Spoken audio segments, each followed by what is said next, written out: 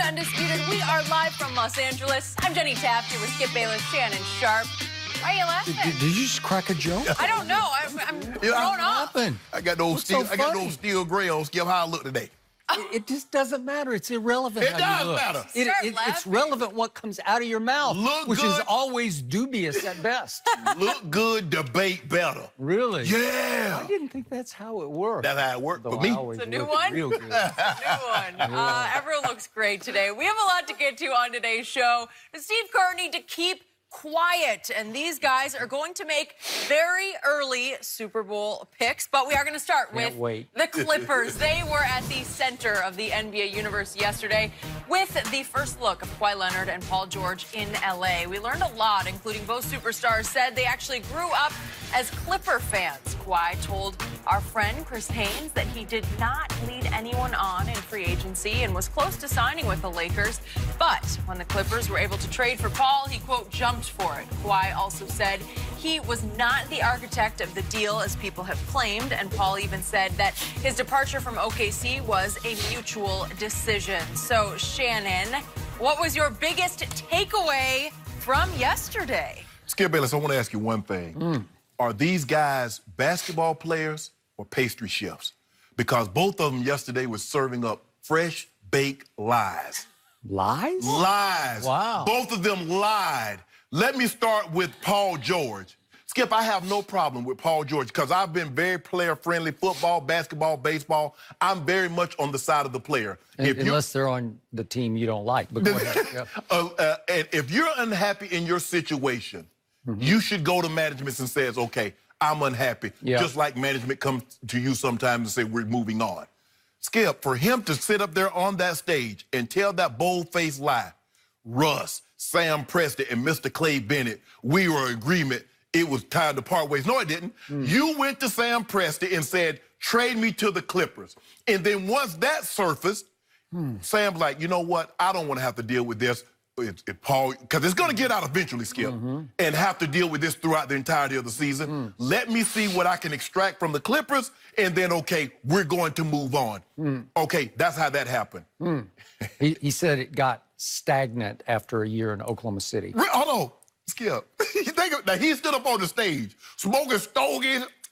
Oh, you know, we going to win, and we going to do all this. Now, if I'm not mistaken, Skip, Paul George, a year ago, was a free agent. Am I correct? He could have gone to the Clippers. I believe if he goes to the Clippers, Skip, he's like, I want to sign with the Clippers. They're going to move the necessary pieces to make it fit. Now, maybe, could it have fit? I don't know, but they did trade Chris Paul. Maybe they'd have to move another piece because they already traded Chris Paul before the season started. So they might have would have had to move another piece. But if Paul George goes to the Clippers and says, I want to come here, they're going to move the pieces to make sure they can get a Paul George. Now, let me talk to old Kawhi. Kawhi. You see, Skip? I thought you loved him. I do. And I have no problem in what he did. Got no problem. But you see what happened, Skip Bayless? This is what's occurring here. LeBron James is the crash test dummy. He's informed players how not to do certain things. Because LeBron has been powerful for so long, any transaction that happened in his organization, what do they feel, Skip? He pulled the trigger. Well, Kawhi doesn't want that kind of backlash.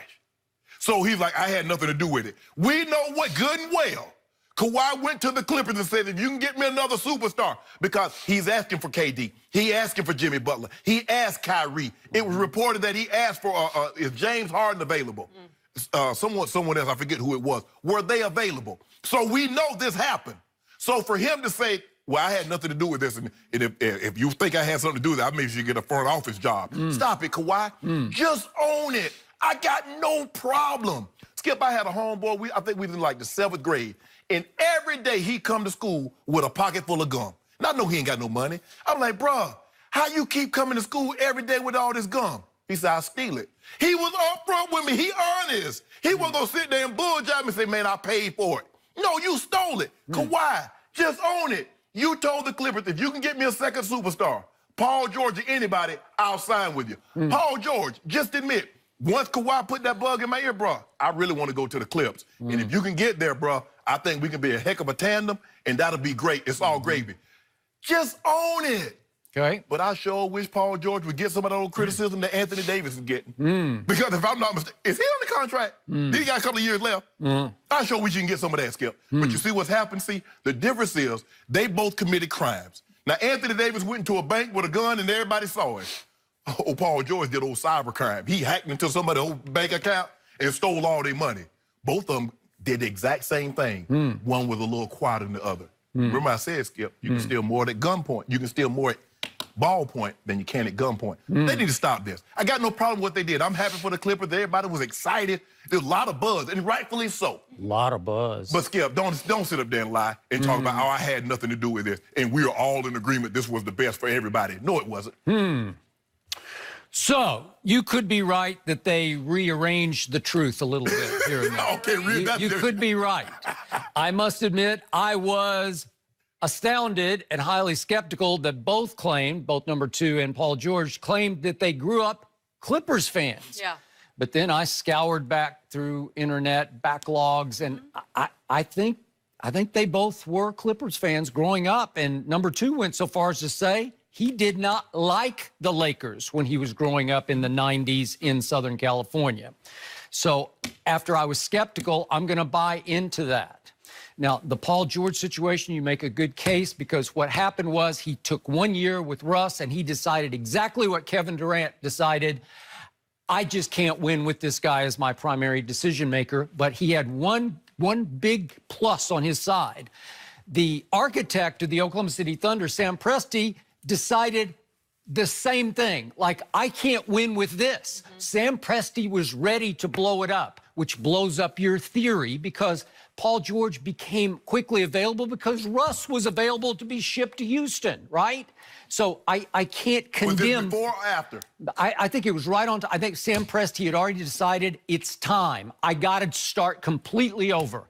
And again, Sam Presti, as Paul George pointed out, he got quite a haul for shipping out both players, right? Yes. Okay, so Oklahoma City started over. So that meant that I can't completely condemn Paul George for what he pulled off, a la what AD pulled off, okay? So we're going to get to that in a little bit here.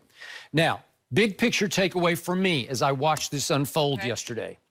And I went into it just wide-eyed, like, I don't know what's going to happen. I want to see what number 2 does. Is he going to be in the spotlight? Not really, because Paul George was the alpha up there on the podium. Paul George took over and had more of the comments, though the more pointed comments actually did come quietly for number 2. Did he bamboozle the Lakers? You better believe he did. Did he bamboozle Toronto? You better buy that he did.